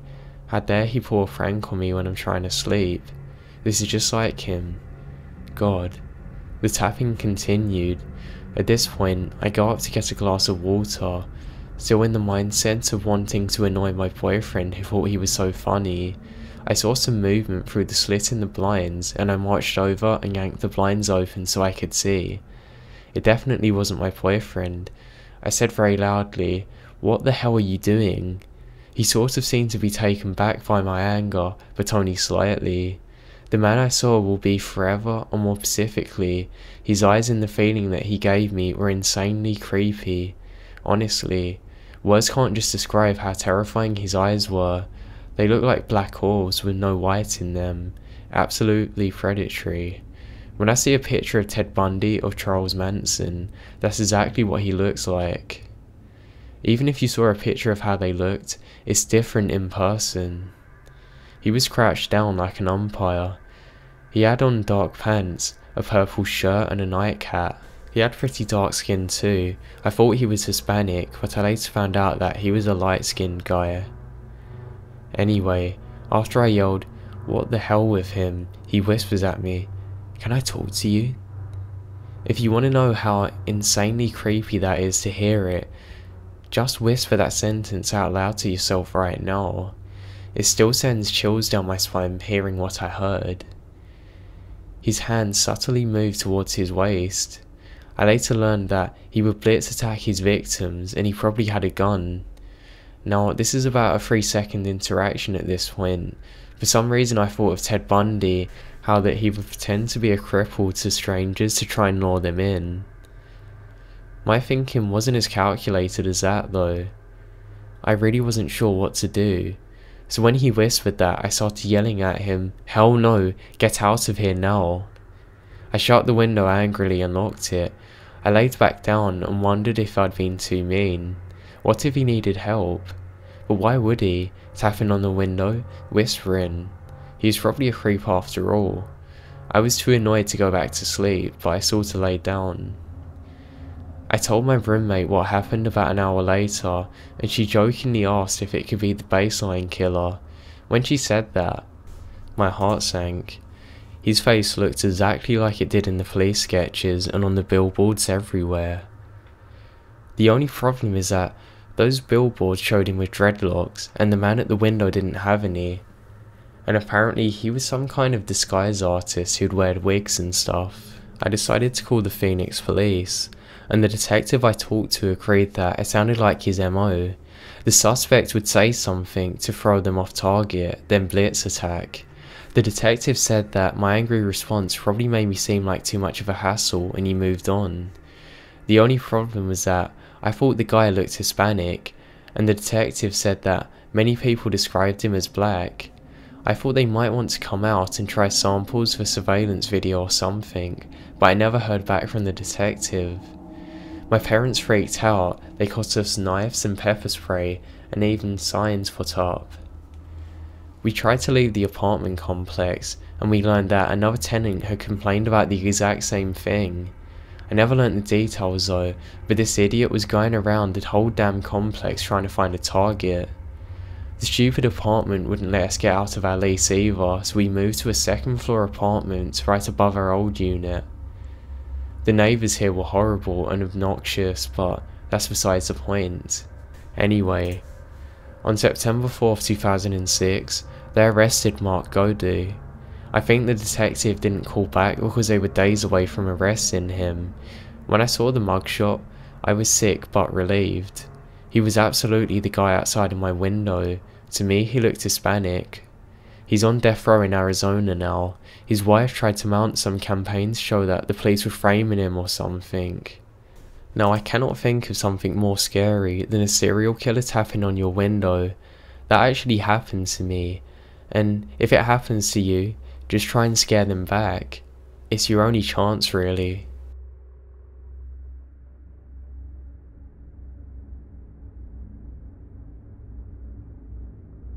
When I was about 8 years old, my mother and I lived in a small town, in a building with small apartments and rooms that people could rent, live in or whatever. My mother was super poor, so it was all we could afford. A tiny apartment with neighbours changing every week. Me and my best friend Cassandra, who was 8 years old, used to come and spend the night every Saturday. We would usually go play in the long corridors of the building in the same floor as our apartments, and if it wasn't cold and rainy, we'd go out in the parking lot to play. That's what we did that day, but my mum didn't like it when we weren't close to her, so after 10 minutes of playing, I told Cassandra we should go back in before we got in trouble.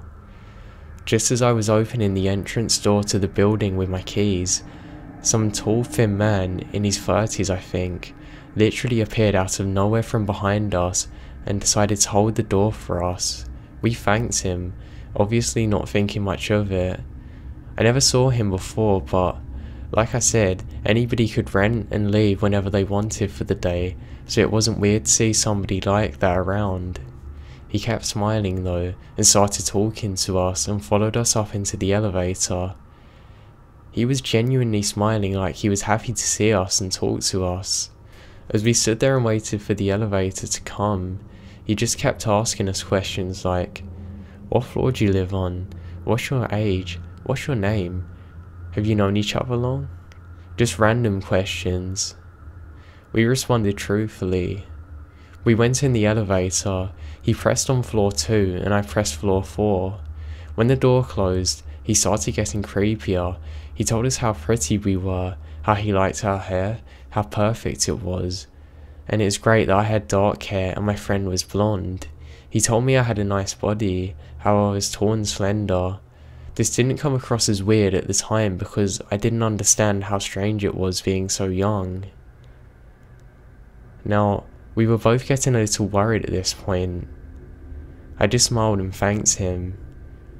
Floor 2 was his floor. The elevator opens and he prevents the doors from closing again. No one was around.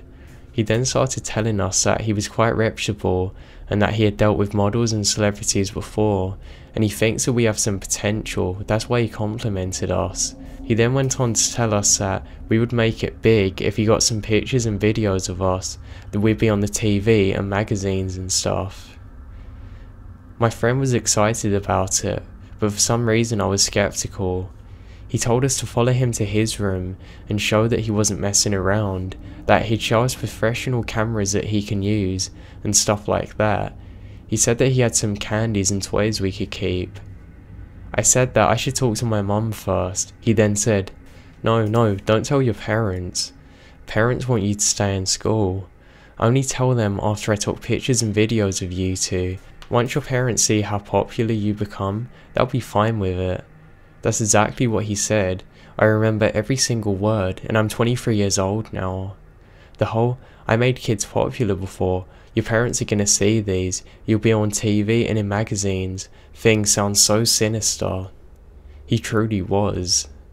Before I could say anything else, my friend walked out of the elevator and told me to come. He was grinning at me and said, "Come on, it would be a shame if your friend got famous and you didn't." And we ended up following him to his room. Because of my friend, I just didn't feel right leaving her. His room was down the long ass corridor. How convenient that it was so far from the elevator and stairs. He opened his room and there was a camera on a tripod in the middle of the room in the front. There was also toys everywhere. At that moment, I thought he was actually telling the truth as I looked around and glanced at him.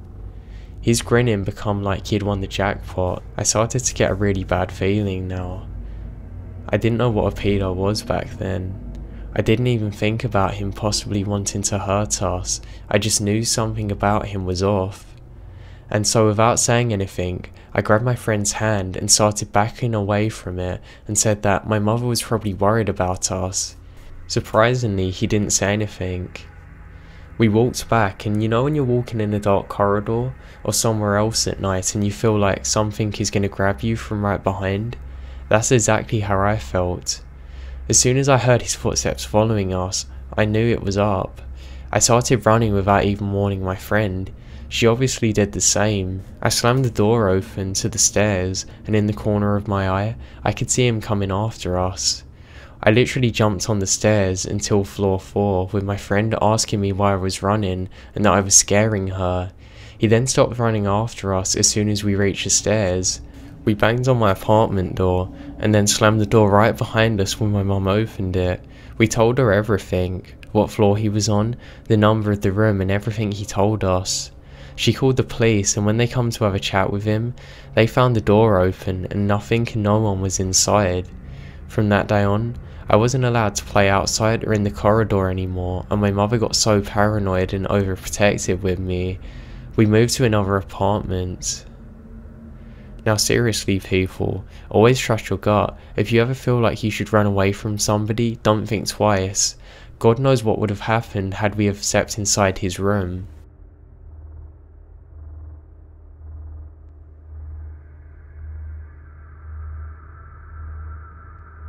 When I was about 10 or 11 years old, I shared a room with my older brother, who was around 15.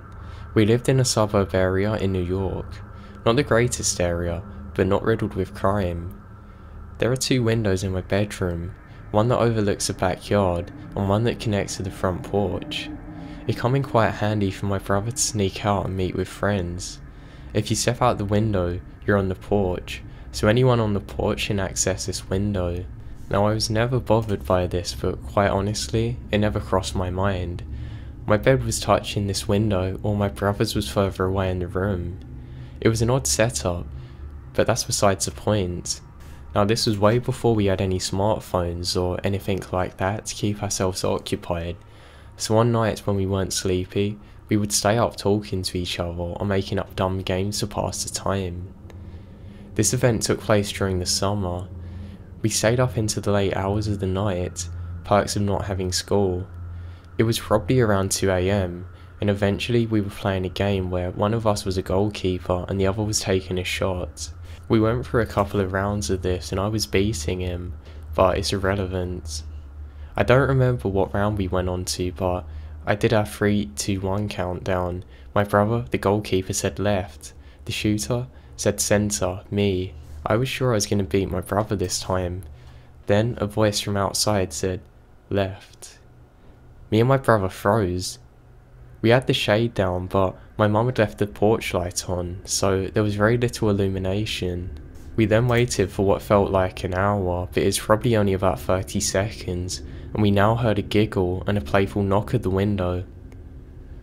Let's go another round, come on boys, the voice said in a cheerful, playful tone. Me and my brother were terrified now. It seriously started to freak me out, the fact I was so close to her, and I almost had a breakdown. The thought that all I had to do is lift the shade and I'd be face to face with this person scared the life out of me. I don't know if I've ever felt fear like this since.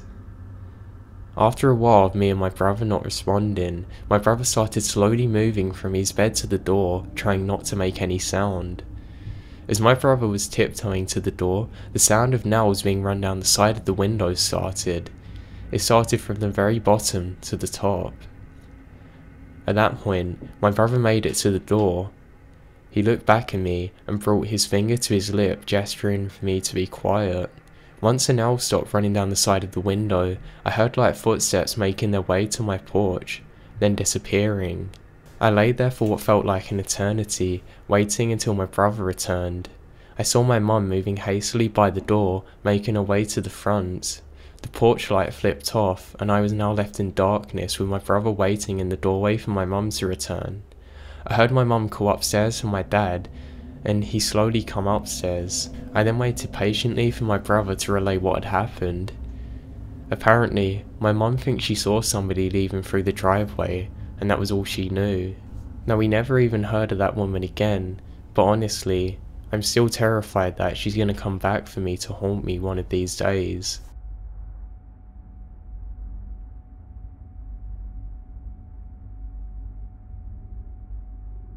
This was about a year ago. I just got married, and though we were rich in love, we were far from being financially rich. We lived in an old house that my husband borrowed from his late grandparents until eventually we got on our feet. It was in a bad neighbourhood, but we were surrounded by good people. I grew up in a crime-ridden country, and honestly, most of America seemed like heaven to me, so I was cautious but never completely uncomfortable. Now my husband's a firefighter, so he can work 24 hours at a time. And my biggest comfort was our 65-pound pit bull Candy. She's a sweetheart unless you're a squirrel. She will never hurt you. Now she's taken a liking to me since I moved in, and when my husband started working the 24-hour shifts, she would follow me around the house, never leaving my side.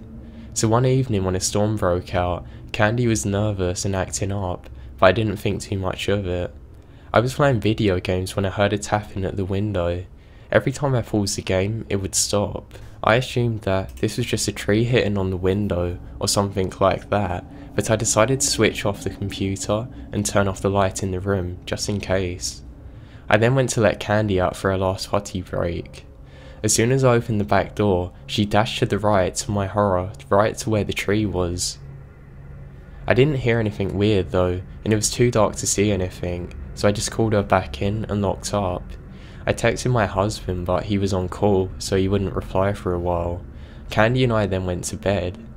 I must have dozed off for a while, but I was awoken by Candy growling in a low and deep tone. I've actually never heard anything like it before. I knew something was up. This put me straight on edge. I stood up and grabbed a machete. What the hell? Grabbed a machete and stood still listening. Then Candy went ballistic, running from window to window throughout the house, barking and growling. I was now frantically dialing my father-in-law. I knew that he'd be able to get there far before the cops would. I then heard a window smash in another room. Great, they're coming for me, I thought. Candy was there in a flash though, although I desperately tried to call her back. I was afraid they were going to shoot her. I then heard screaming and more smashing glass and then yelling that got further away. I crept to the window and there was blood everywhere. Candy had a bloody shirt in her mouth. She had also got a nick from jumping through the window. Luckily my husband and uncle arrived later. We never called the cops because I was sure they would put her down. Needless to say, Candy got a lot of love and attention that night. Now the scariest part is their persistence. Even though they heard a dog, they still wanted to go and try and attack me. It creeps me out not knowing whether they were armed or not, how many of them there were, or what they actually wanted. They were certain I was home alone, and they were not deterred by the fact that I had a guard dog with me. That's what creeps me out.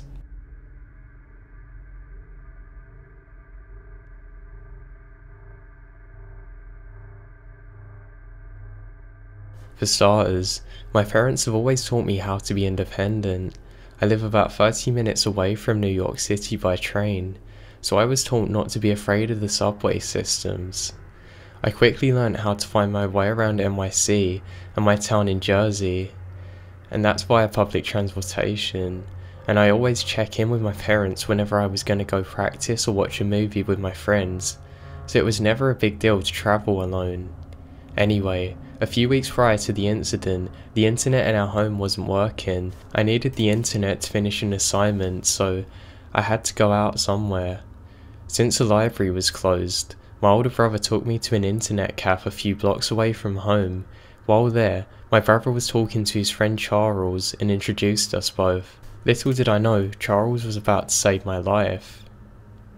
And another detail, the cafe was on the main street of my town, and there was a bus stop about a block away from the cafe. A few weekends after meeting Charles, my friends invited me to go bowling in the city. My parents said okay. I was young, so obviously I had to ask for permission, and I was on my own way around noon. We bowled, got pizza, talked about my friend's new puppy, typical girl things, and everything was fine, until I was making my way back home. At 3 PM, there was a delay with the subway system. Instead of waiting it out, I decided I could just take another subway home. It would drop me off at Newark Penn Station, and it would be one bus ride away from home. No problem. 3:15. I'm on the subway and notice that there's an older man in his mid to late 20s staring at me. He's starting to creep me out, but it's nothing new in New York City, so I ignore him. 3:50. I arrived at Newark Penn Station, and this man seems to get up when I do. He makes eye contact and smiles, hurries behind me. Now mind you, I'm a lot younger than him at the time, so I'm an easy target. He's creepy. I decided to fast walk to get lost in the crowds. The doors open and I speed walk through. This guy must have 20/20 vision, because as soon as I arrive at my bus stop, a fast 10 minutes away, he was right next to me. 4 PM. I'm sitting next to an elderly lady looking at the bus stop.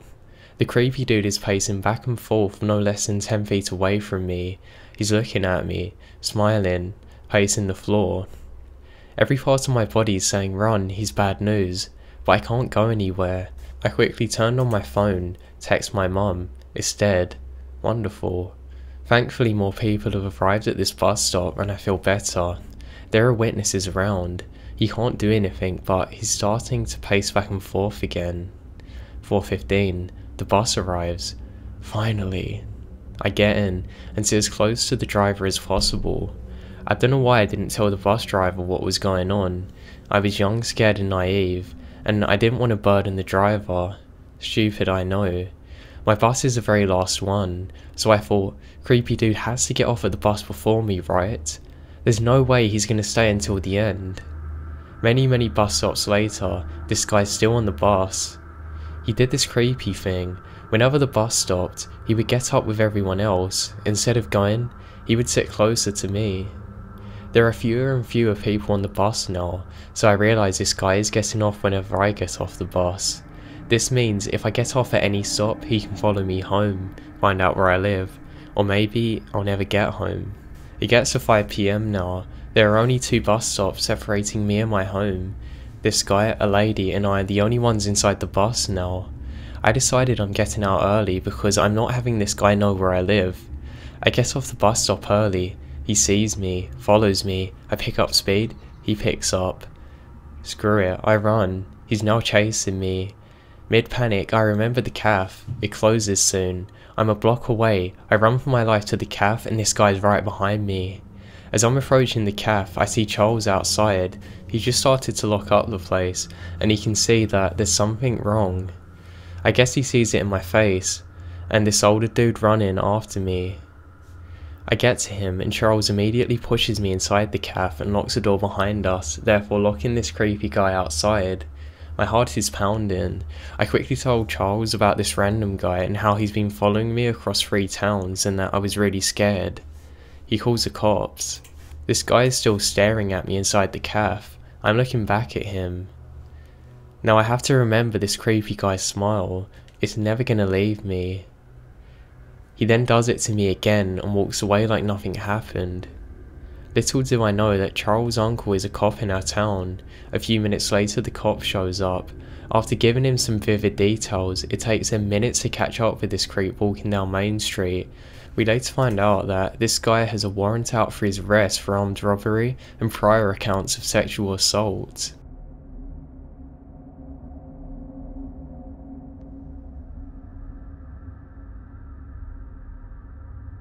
I was out of town yesterday with a friend and ended up getting in much later than usual.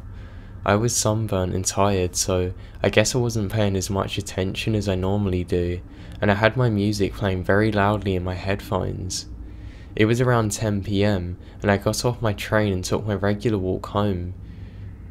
It wasn't too poorly lit, but all of a sudden a shadow of somebody appeared walking very slowly right behind me.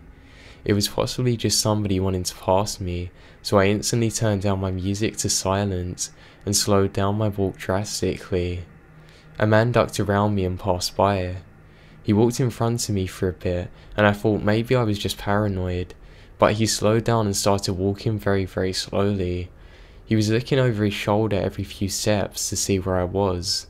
I stopped and let him walk by for a bit, and when he was over a block away, I started walking again. Then, I watched him duck into a car park and hide behind the swing set. He was staring at me, so I crossed the street and beelined towards a better lit street to tell a friend. No pickup. Called another. No pickup. At this time, I can hear a loud party raging at the church. I've heard a name for that. I turn around and he's right behind me again, so I walk out into the middle of the well-lit street and just stand under a street light. I have a flashlight app on my phone too, and I'm shining near him as he walks by. He repeated looking back and walking down slowly away from me. That was until I made it to the church. I stood out front and leaned against a car waiting for him to pass. He turned into an alley that goes behind the house on my street. He literally stood behind the bush, right up against a wall and stared at me. I stared right back until he ducked into an alley fully out of sight. It was around this time that some wedding guests come out and started talking to me, and shortly after my friend called back, she ended up staying on the line till I got home. I narrated where I was and gave her a description of the guy in case anything happened. As I was walking, I saw him duck into another alley. I realised it was the same guy as before. He did this dozens of times. I actually see him on a regular basis home from work. I often see him walking near me, shortly ahead of me, and just close but not parallel to me. I see him duck into that alley, and often see him pop out into his property as I walk by on the main street. Now this man definitely knows where I live. He knows my work schedule and my work habits. He's been watching me for weeks to months now, and the organisation of all of this scares me. I resigned from my work last night because of this.